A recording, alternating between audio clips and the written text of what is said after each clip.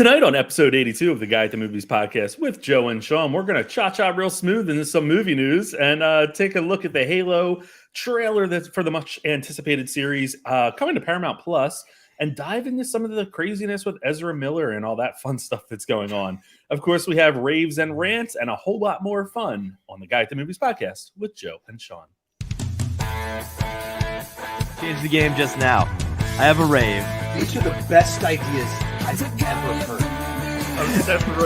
I'm saying that's the commentary that will exist. A Barbie girl in a Barbie world. Defiled Mickey Mouse.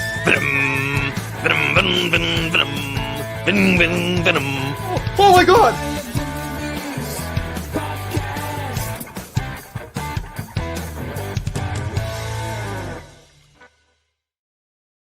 Welcome to the Guy at the Movies podcast with Joe and Sean. I am Joe. He is Sean, and this is episode 82 of this esteemed award-winning podcast. Sean, how are you doing? I'm doing wonderful. I think it's about day 6 of me being a bachelor, and I've definitely turned the corner. There are several Ben & Jerry's dishes in the sink. I'm calling them Ben & Jerry's dishes because these are bowls that have been used for several different flavors of Ben & Jerry's. Just mixed together. No, at different times. So it's just been like several meals have just been Ben & Jerry's now at this point. The Criterion channel has nothing left on it for you to watch. No, there's so much more. That's the problem. It just keeps refreshing every time, and I got more and more to watch, and I can't stop. Always adding stuff. I've been finishing up Sundance. I have one more movie to watch, 3 more reviews to write. I'm a little 4 more reviews. Damn it. A little stressed about it because I get to this point where I'm so close to the end and then I have like other stuff to do. And I feel like one always falls by the wayside, but whatever. So what's your number? It will be at 18, I think. Not bad. That's pretty good. I saw someone that posted like 60 something. I'm like, how? There's a podcast where the head guy of it did 72, and I just don't know how that's possible. I mean, they count like short films and stuff, and a lot of that stuff, but I don't know how they do it. I mean, I was stressing out with what I did. I bought 1 extra ticket this weekend, and that was for Cha Cha Real Smooth because I missed it the first go around, and I'll talk about that in a couple minutes.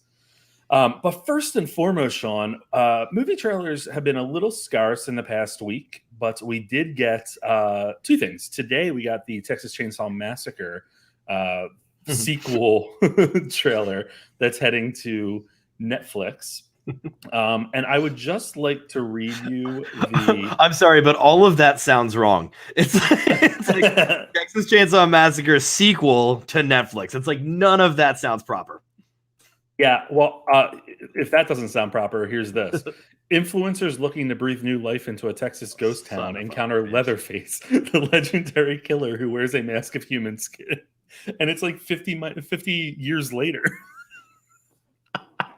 So he's still around. So that shows that the great regiment of being able to stay good and alive is human skin on your face. Yeah, like wearing a face. You know, I love it's Leatherface, but he wears human skin. I mean, that's not leather. I'm not going into this. I'm not that upsets everything in the. Let's not dissect Leatherface. That's not a good idea.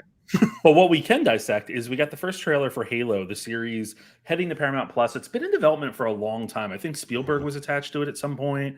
There have been rumors about a movie. Yeah, all kinds of people. But what we are getting now is the first look at what the first season is going to look like. So let's take a minute to watch that. Have you watched this yet? I have not yet. No, so I'm very curious. Excellent. Let's go blind and let's enjoy a little bit of Halo. Trailer for the trailer. No, there it is, right before it.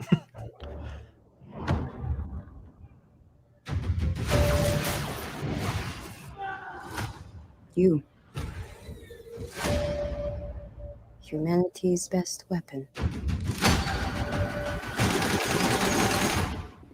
Master Chief, huh? The Master Chief was enhanced and trained for one purpose: to win this war. He and the other Spartans are our only effective weapons against the Covenant. He is lethal, upgradable, and most importantly, controllable. Covenant forces appear to be excavating some kind of object. When I touched the object, I felt something. I felt different. What they did to us makes you numb. And you just decided to help me. Why would a Spartan do that? What does one do with a superhuman you're not sure you can trust? Hello, Master Chief. I'm Cortana.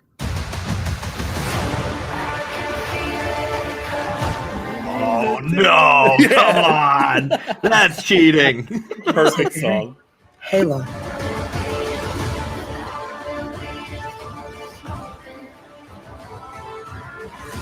Humans surrender to the Covenant.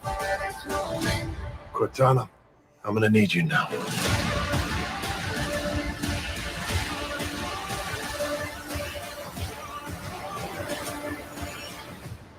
Find the Halo. Win the war.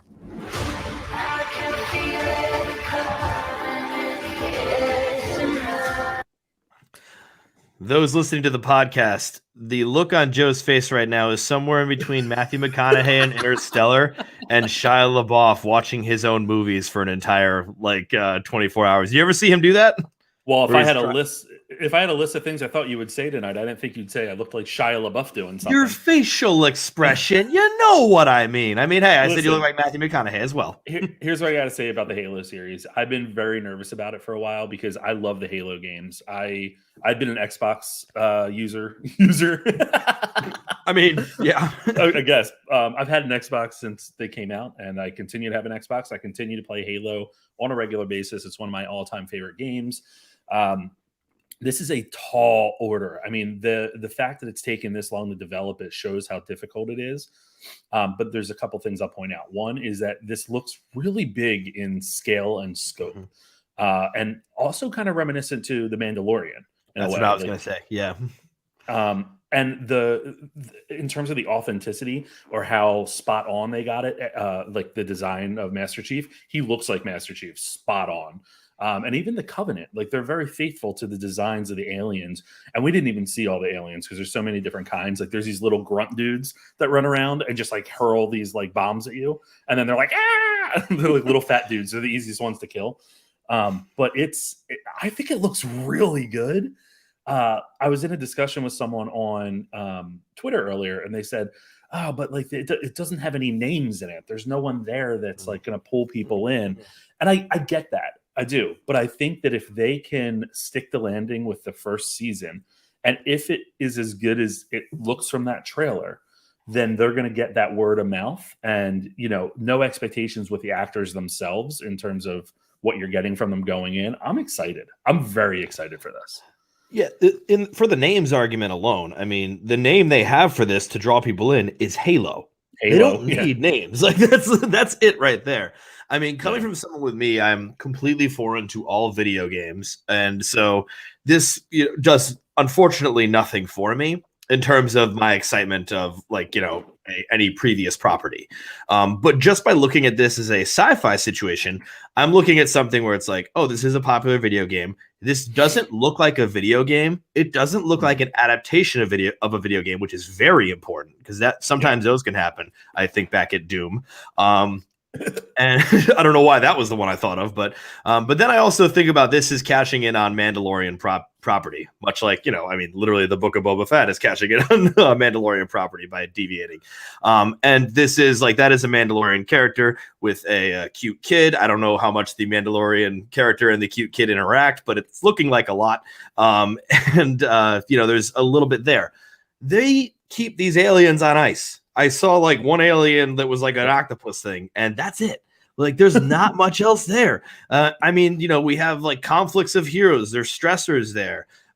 This could be something where Paramount Plus finally gets their big deal. Because right now, like there's not. I don't think there's anything on Paramount Plus. I mean, I'm finding my way to Yellowstone in other avenues, and so there doesn't really seem to be a point to have it. This might be the one that finally breaks it, and I might be watching it because this really does look like something great.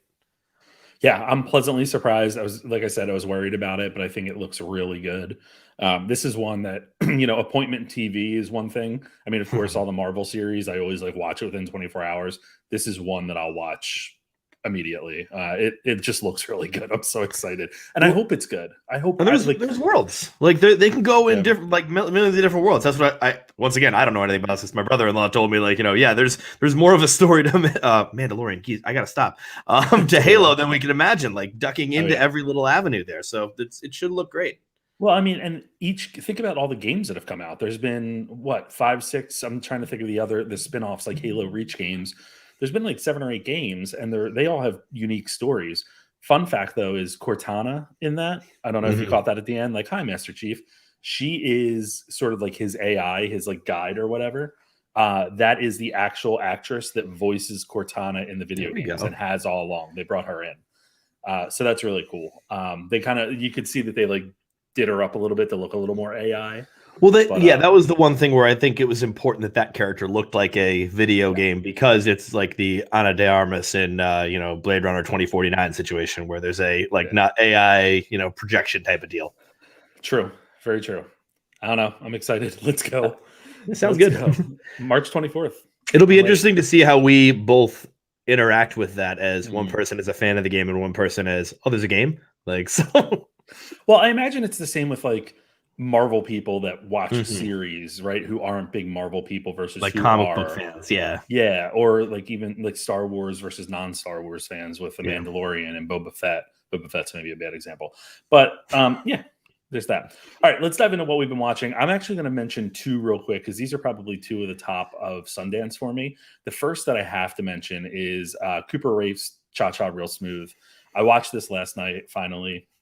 It won the audience award at Sundance. It is just a phenomenal, heartfelt movie. Cooper plays a man who works as a bar mitzvah party host. He's like 22, out of college, trying to figure out what's next. And he strikes up a friendship with Dakota Johnson's character, who is a mother. So she's older, and she has an autistic daughter who's played by an autistic actress. And Cooper's character just kind of is drawn to the daughter and babysits, and there's some romance there. But it is just, I mean, I can't explain how touching it was. Like, I found myself, I think I texted you about tearing up a few times. Like, it ended and I was crying, not because anything sad happened. It was just such a good movie, and it makes you like, I guess it just recognizes the realities that so many people go through trying to figure out their next steps, and how we can build these relationships with unexpected people. It was and like to have an autistic actress play that role for that authenticity, and we're going to talk about this with a news story in a little while. But it's just so important, and they really knocked it out of the park. It's a really great movie. I know you had said to me, and I made fun of you for it last week in a text message, Cooper Rafe is king, and he has one other movie, which is Shithouse. But I am now going to go watch Shithouse as soon as I can. I'm actually very curious to see, because for Shithouse, like everyone was very up. This was during the like heavy pandemic. We're just getting all of the VODs we can. And I am like very curious to see what you'll think, because everyone like loved it. And I was just kind of like, I mean, this is just like the Before trilogy, but at a college campus, which I'm all for. And I've just had these experiences with girls where I was, like not up all night talking with them, but like, had a couple of hours talking with them, doing a few things and like getting philosophical, but it wasn't real philosophical. It was kind of this faux philosophy, like stupid shit. And I kind of like sort of love the idea of that, like, movie sort of spinning into, its own meta textual on itself. But this one seems like it's great. It's going on to Apple TV Plus, which is like huge, the Cha Cha Real Smooth, which means, now everyone's immediately saying next year's Coda. And I'm like, okay, sounds good. Like, could be, like, let's make that happen. Like bring it all the way to where Coda is going to be. I mean, that would be awesome. It's a good nab for Apple TV. I think they paid $15 million for it. It's a solid Coda. They spent more on, but this 30 is 30, I think it was. But this is just a solid acquisition. The other one to mention that got acquired was MIOK, also a Dakota Johnson film. But this one is going to HBO Max, and it is perfect for HBO Max. It's like a young adult type film that is going to knock it out of the park there. But the other one I want to talk about before we jump over to you is a documentary called Navalny. And this is about the Russian opposition leader, Alexei Navalny. And he was poisoned back in, I believe it was 2017. And the whole documentary is just about them trying to figure out like who did it and linking it back to the Kremlin and Putin and denials. And it's just a really engrossing documentary. This guy has balls of steel. Like it's insane. And he's currently jailed. I mean, he went back to Russia. Yeah, he's still in jail right now. Yeah. Yeah. And he almost died on a hunger strike. And I mean, the man is really, really something. But this documentary was the surprise addition to Sundance. They had like a surprise film or a secret film, and that was announced. I believe it was announced last Monday, and then it came out Tuesday. Watched it late last week and just absolutely loved it. Highly recommend that. I've watched 2 documentaries at Sundance this year. This was definitely the better one. The other one was pretty good too, but this is it's real world, and it's kind of amazing that it's real world. Those are unbelievable when we look at the Truth to Power. I think about the Dissident last year, which kind of had this weird timing that it just could not get the right attention between awards and just eyesight, where nobody really saw it. But man, was that an intense one. Yeah, absolutely. Absolutely. What have you been watching, Sean, or that you want to talk about tonight? Yeah, well, no, I should say I will not be talking about all of my old movies. I chipped away at my watch list and decided to pull it out every single time now. And that's my new thing. So on Math Teacher Movies, you can vote on what I'm going to watch next, and I'll just perform it to you. But in terms of the new movie, in terms of new movies, I'll talk about one very in-depth and then one quick. And the first one is I watched The Fallout. And it's starting to worry me that last year, my favorite film of the year, or what I thought was the best film of the year, was centered around a school shooting. And that is the case this year as well. The Fallout is centered around a school shooting, and it is about 2 young girls that sort of survive and have to kind of deal with obviously survivor's guilt and trauma and PTSD from it. The trailer made this look disgusting. When I watched the trailer, I said there's absolutely no way I'm watching this. This really it almost borders on offensive to me. It looked like it was going to be sort of a rebel kid and a rebel girl and a popular girl form a friendship after a school shooting, and I was genuinely disgusted. It's not even close to that. It's them as separate characters, but them also trying to help each other through this situation. It is something that centers around trauma in the best forms. It's funny at times. It's truly tragic at times. There's risky tonal shifts that take place. The lead role is Jenna Ortega, and I cannot believe right now the performance that she put in on this. Really? She was good in Scream. She was good in Scream, a fine horror movie performance in Scream. There is just tons of nuance throughout the whole thing. She carries this film extremely well. I mean, with great agency. This is available on HBO Max, by the way, and so that's how I was able to watch it. And I was sort of blown away by what I saw. And I just can't get over it. There's a punch in the gut ending that you don't see that works very well. It monitors how there's several different students we see and how they deal with the grief of this shooting. One of them is eerily modeled after David Hogg to almost to the point where the dude looks just like him after after he goes to the protests and everything, where I'm wow, they kind of did something very interesting there. The movie's fascinating. Now, there's an air of anxiety that I felt throughout. Now, that could be just I'm a very, very anxious person. This could be just me. Honest to God, it could. But I think there was a lot that this director did that was fantastic. And I got to get the director's name right now. Otherwise, I'll be upset with myself. I believe it is Megan Park. And I think that what she did was truly wonderful. Really, it's her debut directing film. So that's just, Megan Park. And so I'm just very impressed by everything I saw from her. This is one that I kind of forgot about, and when I saw people posting about it and how good it was and how much people have enjoyed it, I was actually pleasantly surprised. And I was trying to figure out what the core story was because I hadn't seen anything about it. But I'm actually very intrigued now, and we'll probably watch in the next 24 hours. I actually have to give a shout out to the dive-in cast who convinced me to watch it because they were I had a long talk with them. I was like, I wasn't going to watch this because that trailer. Don't watch the trailer because the trailer really upsets me for some reason. I don't know why, but it really it just. I think maybe because I'm a teacher, it sort of pissed me off a little. But there was something about it that bugged me. It happens with some of these trailers. They try to go for the wide appeal to try to hook people into it, thinking that the nuance of the story is not going to be, Agreed. That's actually, weird segue here, but that's also what happened with the show back in the day. I think I may have brought it up before, but a show on NBC called Kings, and it was about a modern day monarchy. And it was, oh my God, what's his name? The guy that was in Deadwood, Ian McShane. Oh my God. Sebastian Stan's actually in it. He's the gay son. Oh my God.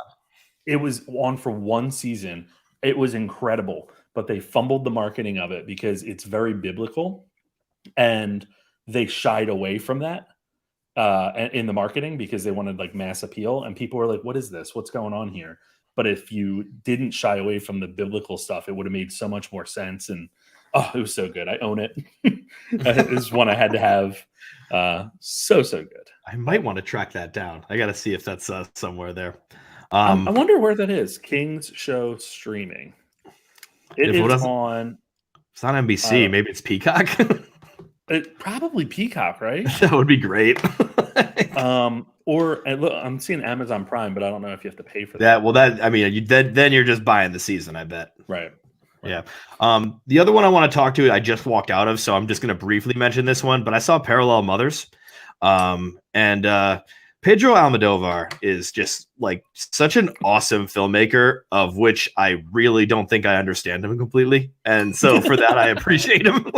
It's one of those things where it's I don't think I get you, bud. I don't think I get what's going on with you. But so you must be good. But there's something there that's great. And they put so much in this movie. And it's, just first of all, the lead is Penelope Cruz, and she's wonderful on all different levels, just absolutely beautiful, radiant, magnetic, and then just an amazing performance. I don't want to get into the events that occur, but it's kind of events that are just inhumanly possible for someone to endure, and she's asked to endure them and portray someone to endure them, which I don't know how you do that as a performer. And hey, that's her job, congrats, but I still don't know how it's done. And she does it in this subdued fashion, and she never overdoes it, but when she needs to overdo it and when you should overdo it, she does. And oh my God. Right now she's kind of a dark horse for Best Actress. It would be kind of cool if she sort of snuck in. It's a tough field right now. I don't think she's going to be able to get in there, but it would be cool if she could sneak in. That's why I watched this one. This one shifts to a very political message in the end that has nothing to do with the rest of the plot. I don't think. This is where I have to think about this movie a little bit more. But where the ending, I kind of saw the ending and I was like, right on, fascists are bad, but where did this come from? When did this part, the rest of this has nothing to do with it. Cool, I'm here, let's go. But I'm very, oh man, it was a right turn right there. Literally right turn, but it was nuts. Oh man. I've heard so much about this, and I actually started watching it a while ago and got 10 minutes in, and something happened that I couldn't finish, and I haven't gone back to it, but I'm going to because I want to see it. It's very curious. It's making a push this season. Almodovar, the one thing that he does, he's original in his style. There was one other thing I wanted to say about him. I sort of just appreciate that there's something he's doing here where it's a modern horror, a modern classic horror. It's the classic horror you'd see from a Hitchcock kind of thing, but puts a modern lens on it and gives it its own spin. It's really something cool. I'm digging this one, but it is tough. It's a strange one without a doubt. It seems it. So I will report back. Hopefully I'll watch it by next week and we can add it to the list next week of what to talk about. Sounds good. Tonight, let's talk about some weird casting. First and foremost, Netflix is taking the Masters of the Universe movie that has been set up at or was in the works at Sony, I believe it was, for quite a while. This is another one that's been kind of they've been kicking the tires on. But this, of course, is based on the Mattel toys and the animated property from back in the day, and headlined by HeMan.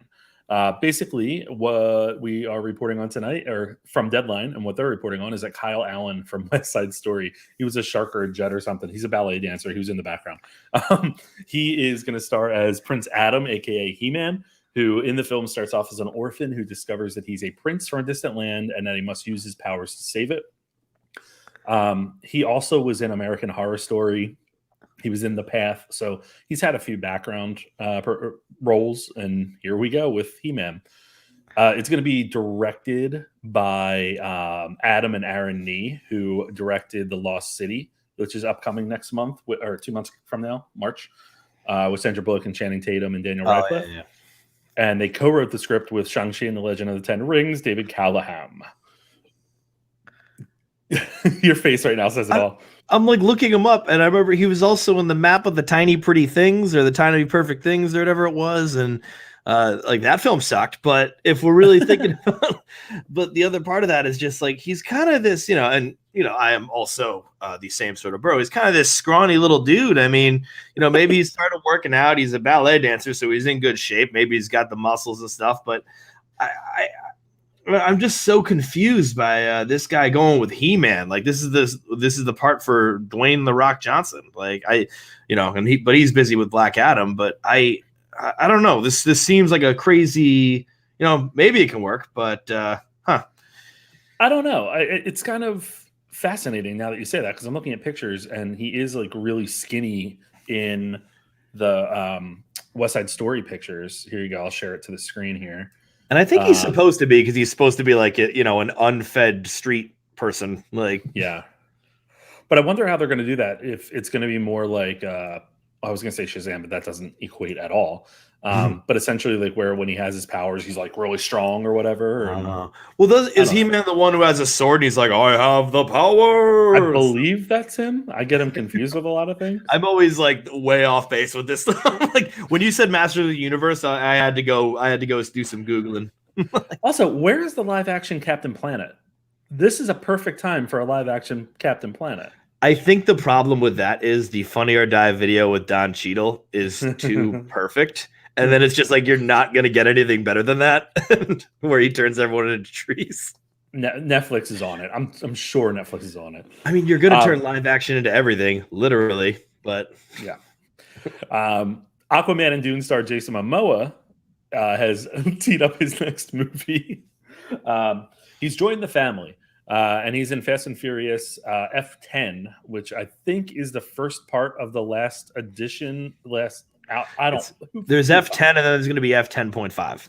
F10.5. There's no word yet on who he's going to play, but of course, Vin Diesel's back, Tyrese Gibson's back, Ludacris, Michelle Rodriguez is back, whoever they bring back from the dead is back. Justin Lin is directing. They're targeting a 2023 May release date. Is he playing the villain? Is he another brother of Dom's? Who knows? Like, all I keep seeing is that he's playing the villain, which is such a strange move for me, considering the fact that they have their villain. They have their Thanos. It's Theron. And so they don't need... It's Theranos. Oh, that's fun. Thanos? Theranos. Wait a minute. I have $1 million idea. Isn't Theranos... Isn't Theranos the company? Oh, yep. God. Yep. That's why it's your $1 million idea. Follow the bits. Come on, baby. Keep up. I feel like Colin Farrell, the gentleman. Give me something. Oh God. I don't know. Okay, we're good. So you were saying it's weird that he's doing the villain because there's already Charlize Theron, who's kind of the big bad, and she hasn't been defeated yet. Because she weirdly walked out of the garage in F9. Spoilers. I think. Who cares?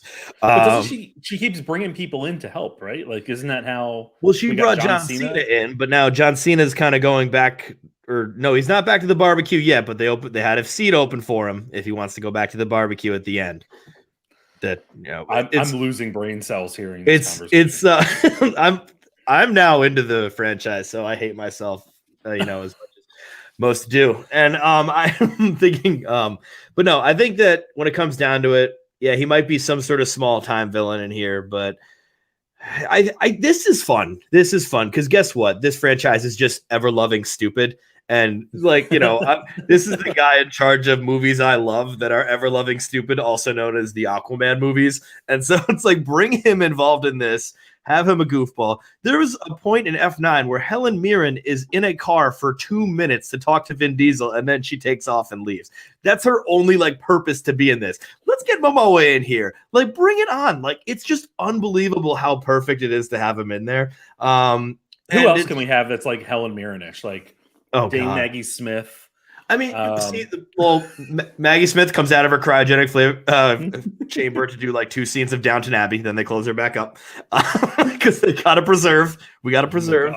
I'm thinking. Well, now I'm just thinking of like Sundance hits, and it's just like Bill Nighy, like just come in there, But now I'm just thinking of British people that Tim Roth. Tim Roth. Sundown is in theaters now. I'm going to be checking out that weird ass movie. So I'm excited. Tim Roth. Tim Roth would actually be You know what? That would be an excellent Fast and the Furious villain. That would be a very scary situation. But I don't know. Momo is fun. He's used to these kind of movies. It's a good like fit. There's no risk. It is a good fit. I mean, I like it. Well, it's funny when he was announced, I was like, oh, he hasn't been in them yet. You think he would be, yeah. Right. All right. In other sequel news, Mortal Kombat 2 is officially in development at New Line after the first film opened at the top of the box office, pandemic box office, and was really big on HBO Max, but was really poor in Joe's eyes. Moon Knight writer Jeremy Slater is going to write the sequel. Deadline's reporting. No word yet on who's coming back or what's happening, but you can expect that like the main characters will be back, and they're going to dive into Johnny Cage. Been a lot of rumors about or a lot of fan casting, I should say, about Johnny Cage casting. I think it should be Mike the Miz from WWE. He would be perfect for it. Yeah, we'll see what happens with that. I just hope I saw something, and I don't know who said this, if it was like just an off the cuff remark from a reporter or whatnot, but they said something about getting a cinematographer that's better at filming fight scenes. Because that was one of the issues. I just hope it's better. Like, I hope it's actual Mortal Kombat and not like the pregame of Mortal Kombat. We're going to try to kill each other before we get to Mortal Kombat. Well, that's the part that didn't make sense to me. It's like their idea of cheating was like fighting them before the fighting begins. And it's like, just wait for the fighting to happen. It's just like, it's like challenging another team like to a game of basketball before the basketball game happens. It's like that's not anything. You're not doing it. Just do it when it's supposed to be done. And I know I'm questioning logic in a Mortal Kombat movie, and I know that's fucking stupid. But that's also really basic logic. Like it's a very simple hurdle to get over. Like I'm sitting there being like, they're really going through a lot where they could just do this in the arena and it's still the same like fighting. Everything they're doing is legal in the tournament because they're splitting each other in half. That's totally okay to do. I think what could improve it is hopefully this writer doesn't let the actors write their own jokes, which some people thought was okay. Kano. Yeah. Kano was the funniest part. Sweet God. Please help not me. At all. Not at all. I think I'm trying to remember what I wrote in my review when I reviewed that one. I think I said something along the lines of like, something's wrong when you make the 90s version look like a masterpiece. There are people that I'm looking up, by the way. I'm looking up the people that are writing Moon Knight because isn't it Jeremy Slater? Yeah. And the head writer. And this guy was not really responsible for anything great, right? Oh, yeah, Jeremy Fantastic Slater. Four. Yeah, that's good. And he's being tagged for a few other things now, too. I think there's a movie called Thread, if I remember correctly. And then Wile E. Coyote. That's right. Sweet God. Okay, yeah, you know what? I'm not. So this guy is going to be involved in Mortal Kombat 2. I mean, hey, maybe Moon Knight rules. Like, maybe Moon Knight is going to be great. And so I'm rooting for Moon Knight. And so if Moon Knight is good, I'll be trusting Mortal Kombat 2 to be good, but I'm going to be waiting on Moon Knight first before I think that this is good news. That's how I'm maybe they're building a universe where Wile E. Coyote and them will come in and they'll be part of Mortal Kombat. Actually, that's great. Never mind. Think about it because they blow each other up and stuff. TNT. So you got that going on, and they enter. What's that thing from Space Jam called? Remember the? Don't What think what was Don Cheadle's character? He was called the Alchemist. Algae Rhythm. There's some writers that should get shot. You know what? They made Mortal Kombat 2020 look great. I'm sorry, I didn't mean that. That was an expression. I'm sorry. I'm pissed. Shot out of a Wile Coyote Acme cannon. Yes. All right, let's jump into another one here. This is actually something that caught my eye today. A little bit more, I was going to say more serious of a movie, but it's really not. Laura Dern is returning to sci-fi after her star turn in Star Wars: The Last Jedi. And she'll be joining A Quiet Place's Noah Jupe, as well as Benedict Cumberbatch in a movie that is called something that I completely forgot. It's called Mourning. And here is the premise. It's set in a near future where society has a pill that does away with the need to sleep. With the added help of an artificial sun, there's no end to morning, daylight, living, and work. However, as a young generation grows up deprived of the world of sleep, they consider rebelling to reclaim their dreams. I'm all for this because I love this trio. I mean, you add Laura Dern in anything, and I'm pretty much going to be there. But I also love Noah Jupe and everything that he's been in. I think he's a fantastic young actor. And Benedict Cumberbatch, I mean, aside from Zoolander 2, when he played that weird role, oh God, was that him? I didn't watch that. That was him. Oh, that's bad. Yeah. But yeah, other than that, I'm really into this. I think it could be cool. Yeah, I look at this. I mean, it's weird, and this is just one of those things where I feel like sci-fi is often obsessed with sleep. Like there's been properties where it's like, if you go to sleep, you die. Other properties where it's like, if you like, no one can sleep anymore. There's a million different things with sleep. So that's the one thing where I just started to roll my eyes a little bit, but it is just one of those things where, people go insane when they don't sleep. And so you get the same kind of deal. So that feels a tiny bit tired. On that note, though, this is a great cast. And so if this cast could carry something very interesting over the line, then I'm all for it. This is also the writer's first feature film. He wrote a short in 2017, and he has another one that's in development called Fingernails, which actually has Carey Mulligan attached to star. And it's kind of a cool premise. Interesting premise. Anna increasingly suspects that her relationship with her longtime partner may not actually be the real thing. In an attempt to improve things, she secretly embarks on a new assignment working at a mysterious institute designed to incite and test the presence of romantic love in increasingly desperate couples. Interesting. So, I mean, it's kind of cool. This is one thing I really enjoy about covering the film festivals, and in particular Sundance, is you see a lot of first-time filmmakers and first-time writers. And that's really cool to see them getting their due, especially for someone like this. I mean, to nab Laura Dern, Benedict Cumberbatch, and Noah Jupe, your first film that you wrote. I mean, it has a lot to do with the director as well, but still, that's pretty solid.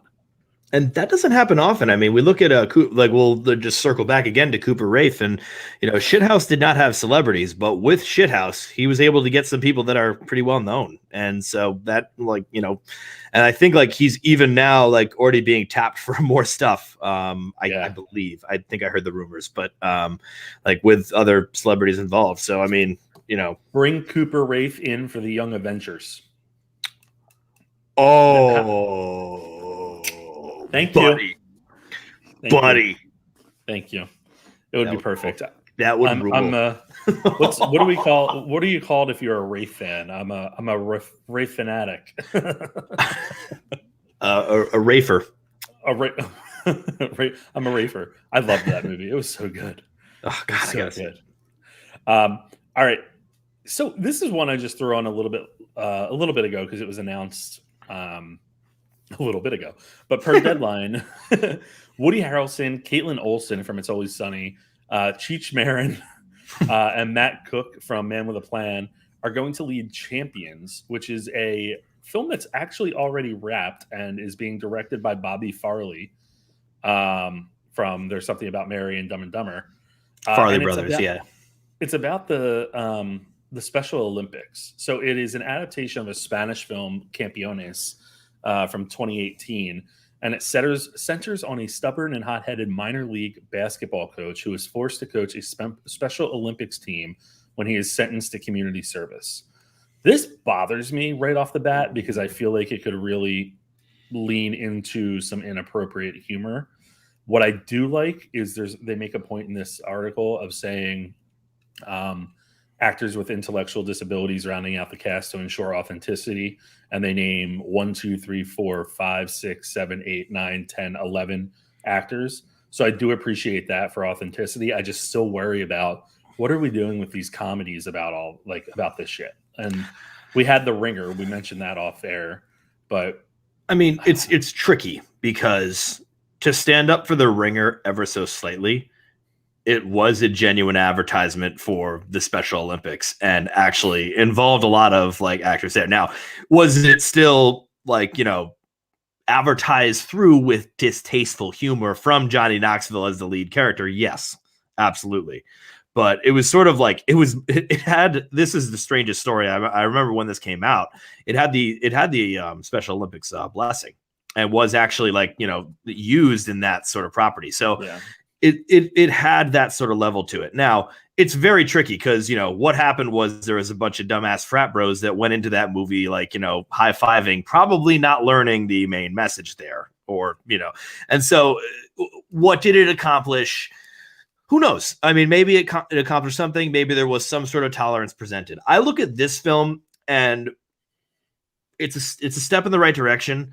I don't trust Bob Farley to nail this because when you make this thing a comedy, maybe it turns into something genuine. But I mean, we know what in all fairness, this is the other Farley, but we know what a Farley does when they try to make someone genuine. Sure, they win the Oscar for Best Picture, but that Oscar is for Green Book, and God help us all.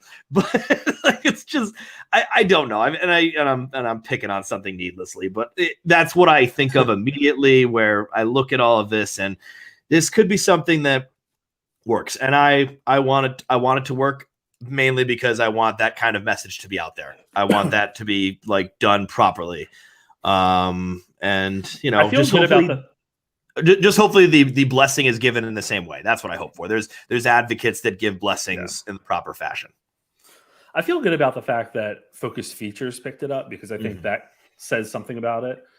Focus Features is, I think, a classy organization when it comes to the movies that they attach their names to.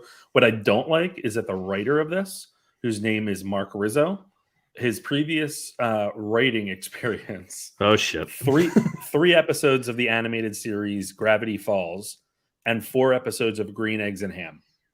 Okay, so the one thing I'll say is that I have never seen an episode of Gravity Falls, but mention Gravity Falls to a Gravity Falls fan, and they will say that is the finest work of art that's ever existed in this world.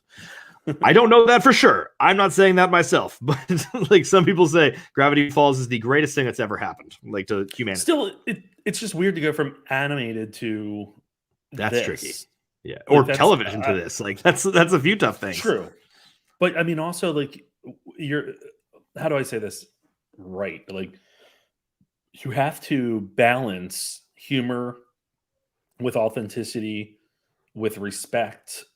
With there's just a lot there. So I hope I'm wrong in my concern over this, but we shall see. I feel like so many times we've like dived into the writers and we're like, ooh, no, oh God, no. And that maybe that's something we should start tracking the writers, like when we keep on doing that. And maybe we're being unfair. And maybe it's just like, because, in order to get a job as a writer, sometimes you have to write Pickle Smooth and the Beaver Beavers. And like, you have to write 18 episodes of that. And and then it's just like, oh, I want to write my 17 episode Odyssey now, and it's just like, nope, I can't do it because I wrote Pickle Smooch and the Beaver Beavers, and that was it. Oh dear God. All right, this last story is a really weird one, and I want to I guess put a content warning on this. Are we going to show the video?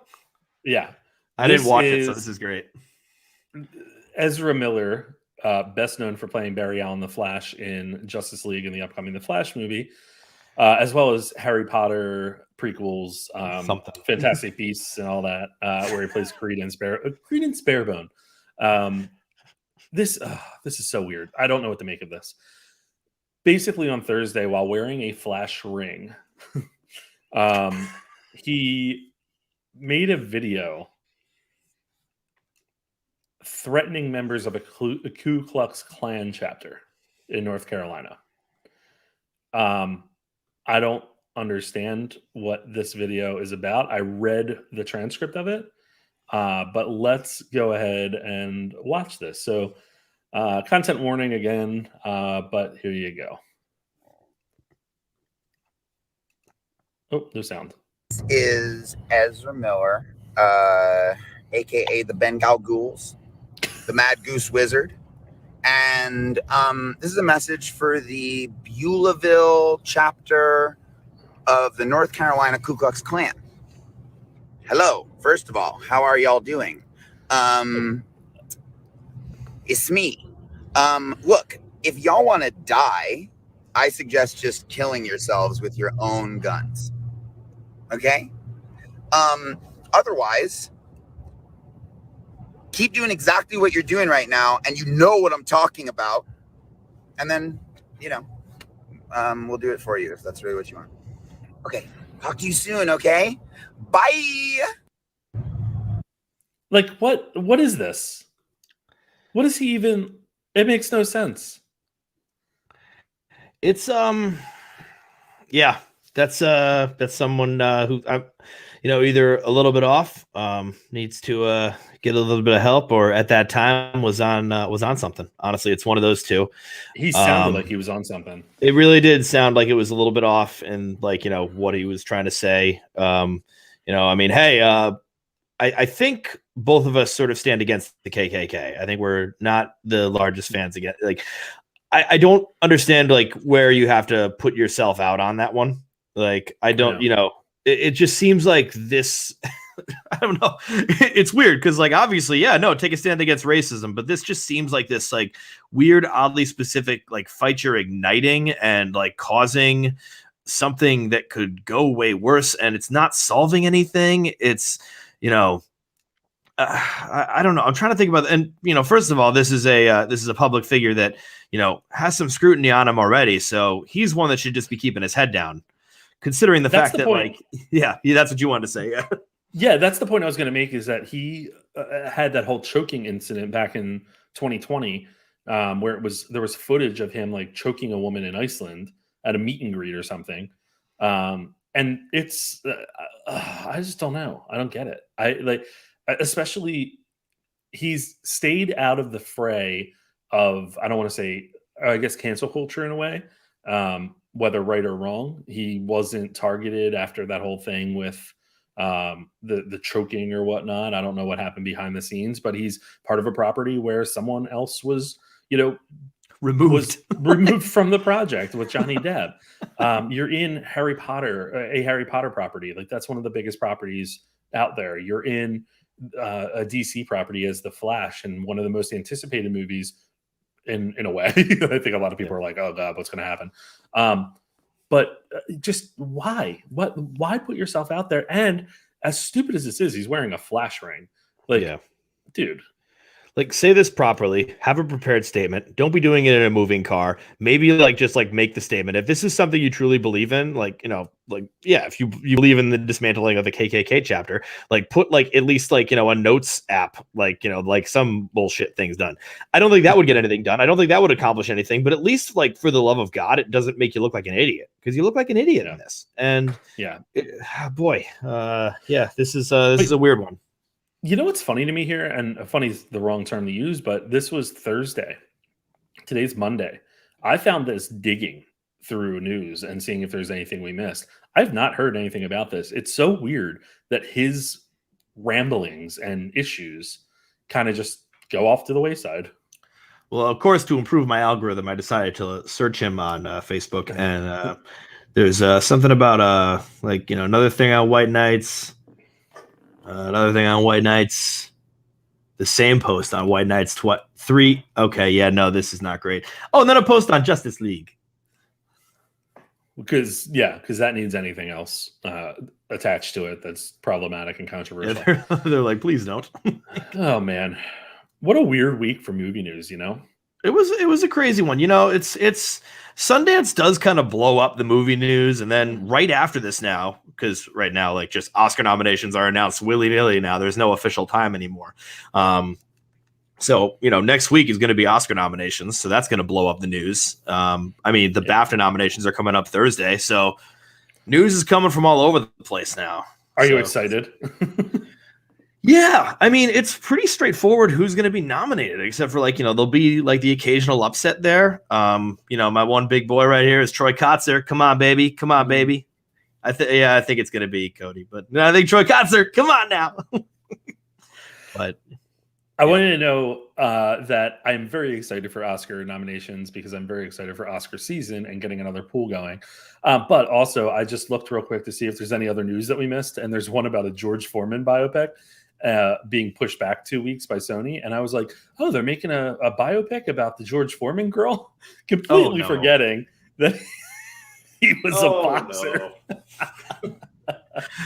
I won't lie. I won't lie. For 1 second, I thought grill as well, and then I immediately went to boxer. So I'm with you a portion of the way. I was more excited about the grill focus. Like, that will be like his third. That will be the third act of the movie. I hope. It's the thing that Michael Scott stepped on and hurt his foot in The Office. World famous. It's world famous. All right, so let's talk about what's coming out this week. We once again are kind of in a weird lull with movies. There's not a ton of releases, but there are 2 somewhat big releases in theaters. First of all, The Tinder Swindler hits Netflix on Wednesday, and Swindler. Moonfall hits theaters on Friday. Moonfall. Can't wait to get my review out when that embargo lifts this week. Jackass Forever hits theaters, and The Worst Person in the World hits limited theaters. That's a movie that people were very big on during all of the different festivals, so I recommend checking that out. It's weird because that is hitting right now, the theaters, but it is a 2021 release technically, and so that is it was also on the short list for best foreign film, and will probably get a nomination. So that'll be one to definitely look at when you see it in your theaters. Our awards guy says. All right, I'll start off with my rant, so because you have a rave, so that we end on a happy note. I want to talk about Regal 4DX seats or 4DX theaters. So this is actually a held over rant. I forgot to talk about this. I saw the original Matrix back in December in a 4DX theater, and I almost threw up. It is a god-awful experience, and I don't know why anyone in their right mind would want to do this. These seats move. You're up like you're on a roller coaster seat the entire time. I was nervous to take a drink of my soda that I had because I was afraid it was going to lean into Neo doing something, and I was going to splash it all over the place. It blows like water at you, and scents and wind and all kinds of crap. It is, and it's loud as hell. And maybe it's just because I'm getting older, but that's not how I want to see a movie. It is insane. Who is that made for? I can't imagine ever doing that, and I never will. Oh God, sounds terrible. I got to be honest. I knew what 4DX was, but I also didn't, and I kind of was just thinking it was like a large screen with the sound, like a Dolby theater, Dolby Cinema at AMC or something like that. And when I got into the seat, I'm like, well, this is weird. I need a booster to get up into the seat. And then it started, and it leaned forward and all this stuff. And I was like, oh, this is not good. I wasn't feeling good that weekend as it was. Oh God, it was rough. I don't understand. I would never go see a new release in that theater. I don't even think I would go back for a re-release of anything. I think Harry Potter is being re-released in 4DX, and there's no way in hell I would go see that. I did the Harry Potter ride, and that was enough.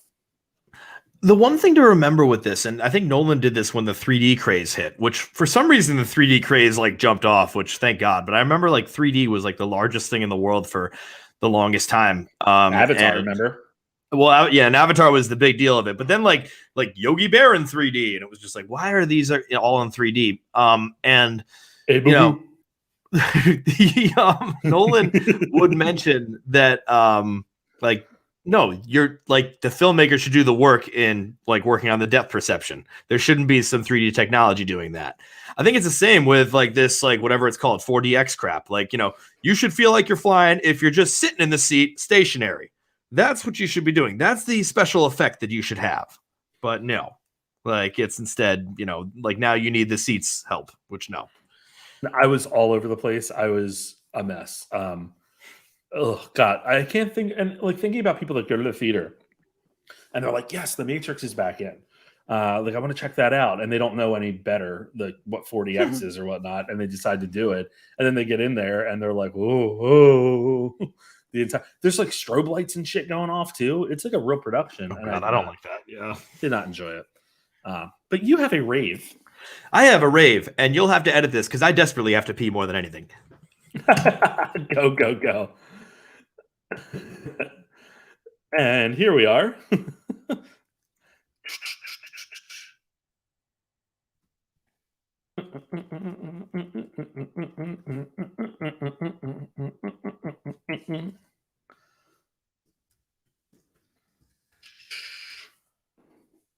Finish off the podcast over on good old YouTube. So check that out if you want. Or Twitter. Or Facebook. Just taking a little break. Just about done it. Oh, he's back. Whew. All right. I was like, I can make it till the end. Nope. Juan, you had a rave. All right. So my rave is I was gonna rant about the February releases because I just looked at them and there's like none. So I'm getting more and more frustrated that maybe we won't have movies this year, and I'm getting very nervous about that. But I'm not gonna rant about that. I'm gonna rave about this show on Apple TV Plus that has seen 3 episodes. So who knows? It could get bad, but right now it's amazing, and it is called The After Party. Now Apple TV Plus is known to just like throw a bunch of actors together, like hire like the highest of most intense, like high profile actors and throw them all in and say like, hey, that'll just be good. But this is genuinely great. And I think it's because some of them are like working with like some really good comedy improv. I'm just going to list the cast because the cast alone is absolutely insane. I'm reading it off because I will forget someone otherwise. Tiffany Haddish, Sam Richardson, Zoe Chow, Ike Barinholtz, Ben Schwartz, Alana Glazer, Dave Franco, and John Early. And I love Dave Franco. And then there's a few amazing. Dave Franco is great in this. He's being his Dave Franco. Yes, he is basically a Justin Bieber who is arriving at his high school reunion. And this isn't really spoilers because it's the first scene, but he gets murdered at the after party. And so then Tiffany Haddish is the detective that is taking everyone's statements. This is literally Rashomon. It's literally Kurosawa's Rashomon, where each episode is one of the stories of them, and their perspectives are a little bit overblown, but not too much. And I mean, all of them are sort of working at a level where I do have to wonder if, I'm sure some of it's written, of course, but Ben Schwartz is 100% improvising. You can feel him improvising with Sam Richardson, and the two of them are best friends and just really elevating to a new level. It's really, so far, it's just been like nothing but very, very funny. And oh man, I absolutely love this one. I will tell you that people that I know who have seen I believe every episode but the finale are like clamoring for the finale. They want the finale so bad because apparently the whole series is really good. Well, they're making a fun mystery out of it, a genuine fun mystery, while it is just like manic comedy throughout that is ridiculous. Maybe I'll watch that tonight because I have to catch up on Boba Fett and Peacemaker. I'm very stressed. It's just too much content. Well, this is the problem. You decided to do Sundance. I just decided to sit in a snowstorm and not leave, literally not leave my couch for. Yeah, I have to tell you that at one point I was like, "Oh God, I hope he's okay up there at the snowstorm." I haven't heard from him, and then I looked at your Instagram, and it was like you watched 17 things that day, and I'm like, "He's fine." That's so sad. If I'm okay, if I don't respond to a text or something, it's like, oh wait, he's watching something right now. Listen, you just made this flippant comment about February releases, and I could have pushed back a little bit. Oh wait, okay. There's a few that I like. We'll talk. We're gonna Let's run talk now. through these, and Okay. I want let's talk now. You're about to bring it up, and I'm like, hey, let's bring it up. Hey, let's talk now. Freaking So I'm gonna give you. I'm gonna tell you the movie, and on a scale of 1 to 5, tell me how excited you are for it. 5 being the most, 1 being the least. Ready? Yeah. Or A B C D F. We'll do your scale, teacher. Okay. Ready? Jackass. A. Okay. Moonfall. B. Ooh, interesting. kind of Death on the interested. Nile. C. I Want You Back on Amazon Prime. Wait, what is this one? I Want You Back with Charlie Day on Amazon Prime. I don't think I know this one, but Charlie Day. Okay, give me a. Marry Me. I gotta be honest. This is gonna be weird. A. I am excited.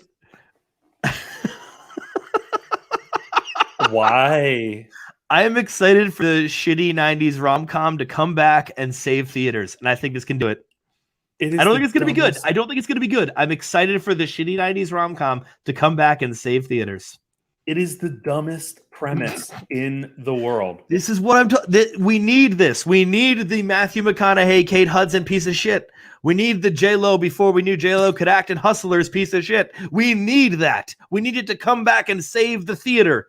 Bring like people that don't know anything about movies back into the movie theaters. It does have Maluma in it, and he's really hot. So, but the other thing is, and speaking of J-Lo, here's a fun diversion. The runway on Drag Race this past week, where J-Lo was on to promote "Marry Me," was Night of 1,000 J-Los, and they all had to like reinterpret another one of her, or like one of her famous like looks or whatever. Someone wore the actual dress she wore, the actual dress, and I'm like, that's cheating. Yeah, if you have that, that's like, I mean, I would do it, but I was so mad. Anyway, Black Light, starring Liam Neeson. Oh God, I can't. That's a tough one. A C. Uncharted. D. Yeah. Texas Chainsaw Massacre. Oh, D. What the fuck? Dog with Channing Tatum. C. Oh, that's an A for me. I can't wait. I mean, I'm good. Yeah. My screening of that is on Valentine's Day.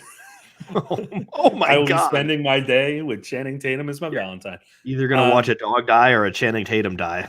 Sneakerella, that was my rule. One of them's gonna die. Which one? Sneakerella on Disney Plus. No, that's not a real thing. Go to the next one, please. That's not a real thing. That's not a real thing. It's not a real thing. Sneakerella. Cyrano. That's an A. I want to see that. I'm very excited still. And Studio 66. Studio 6066. 666, yeah. Studio 6066. Yeah, that's an A. That's an A. That's fun. Okay. And then the following week we get into March, and that's when the Batman hits. Oh boy, that's an A. It's an A, even though it's a wary A. I have a hot take. Go. I don't think it's going to be good. I'm really nervous about it. I'm nervous. Look, listen, I don't like. Well, this is what happened with Spider-Man No Way Home. Sure. Everyone else was way too excited, and so then I was nervous, and then it actually was that good. I think that can happen with the Batman as well. I hope we figure out what happened to his parents, though. But that's the one I need that scene. Never been touched on.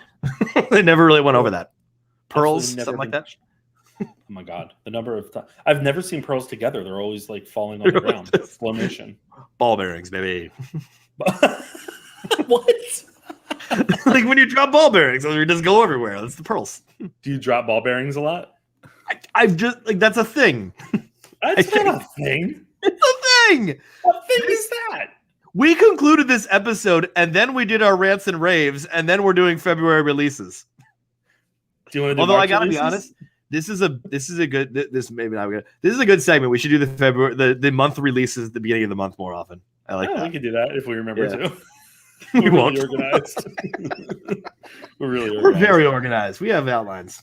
Sean, what's next for you to watch? Ooh, you know what I'm going to try to watch? I couldn't find it last night, but it should have been available to me. I'm going to be watching the Cosby documentary. We Need to Talk About Cosby from W. Kamau Bell. It was released last night, but I could not get a hold of it. It was on Showtime. I really want to see that documentary. Well, it's episodes. It's a 4-part. Oh, that's something. Yeah, I actually had tickets for it at Sundance, and I opted not to watch it because I was like, I'll just catch it later. Yeah, because it was 4 parts, and I was like, I need to use my time wisely. Nobody does the parts at Sundance, I don't think. Like, it's just like, nope, we're going right to the movies. It was kind of interesting. Nightmare Alley hits HBO Max tomorrow. Really? Oh, wait. And then Free Guy hits HBO or hits Disney Plus at the end of the month. That I saw, yeah, or heard, yeah. So a lot of fun stuff going on. Anyway, Sean, I think that's about time great. to wrap up this episode. I think that was a great wrap up. We did week releases and month releases. We'll just keep doing that every single week. Cooper Rave is king, you know? Cooper Rave is king. If you want some great content, follow us on Instagram as well as TikTok. You might see this video of us losing it completely. We're really good at TikTok. We're good at closing an episode too. We're really good at closing the episode. Speaking of which, shall we close? I think we... Oh, I thought you'd As interrupt me always, later. thanks for listening. You can follow both Joe and Sean on Instagram at Guy at the Movies and Math Teacher Movies. New episodes of the Guy at the Movies podcast with Joe and Sean are available every Wednesday morning, wherever you get your podcasts. Also, be on the lookout for special spoiler pods, where we dive deep into the latest film releases. If you like what you hear, be sure to like, comment, and subscribe. See you next time.